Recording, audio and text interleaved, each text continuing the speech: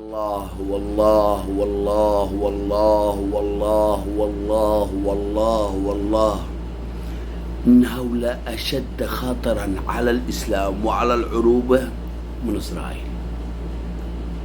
الإخوانج والشيعة والصوفية والأباضية ومن تبقى منهم هؤلاء يطعنون في الدين، وهؤلاء كلهم عملاء. سيد قطب يهودي ملحد فجأة راح أمريكا ورجع داعية. حسن البنا مصلح ساعات في الإسماعيلية وما كانش حد يعرفه، واللي هيئه للسركلوري، وأول من دعمه بريطانيا ب500 جنيه وقتها تعادل نص مليون دولار. والكلام مش مني، الكلام من عبد الرحمن السندي اليد اليمين حقه في مذكراته. سيدة بسنديدة الخميني عميل المخابراتي، والكلام مش مني، الكلام من حسين منتظري النائب حقه في مذكراته. قال له قد انخدعنا بالخميني، ما هو الا عمليه مخابراتي، وهذا ركب المشوار يكمل المشوار معه. كلهم الدولة العميقة اللي ترعيهم بريطانيا وتليها الموساد، بس جاءوا ايش لتحريف الدين.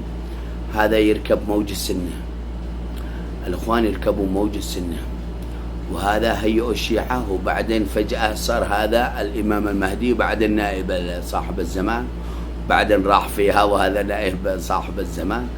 المهم وكم يا خرافات وكم، وكشفت اللعبة. عندما هيئوا هؤلاء ما فكروش يوم من الأيام بيكون هناك سوشيال ميديا. السوشيال ميديا للتأثير كبير، وخلى الناس تكتشف الحقائق. لين صار خلاص انتهوا في المنطقة ومحاربين، انتهوا. قربت نستعيد صنعاء ونقضي على المحتل الإيراني، تليها ايش؟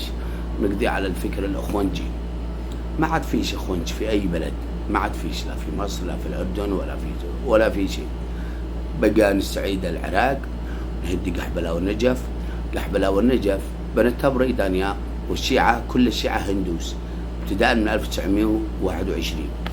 عقيدة الشيعة تبقى الأصل من الهندوس، نفس الشعار نفس الإيديولوجية، انسخ الهندوس وتحصل الشيعة كلهم نفس الفكرة. الأربعينية الشيعي الهندوسي يقول شفاء كريشنا، الشيعي يقول يا علي يا حسين، بس بنمط تشويه آل البيت بس. انتهوا هؤلاء أنجس من بول الكلب. بس في منظوري عدت سنوات أوجاع وآلام واتضحت الفكرة. كلهم يخدمون الدولة العميقة ويلمعون إسرائيل بطريقة مباشرة أو غير مباشرة. إسرائيل تمسحهم صح، لمعت وجهها القبيح وشغلوا الأمة. المهم قربت نستعيد صنعاء والعراق، شرق أوسط جديد، ونستعيد الحواز. انتهوا هؤلاء الملاك.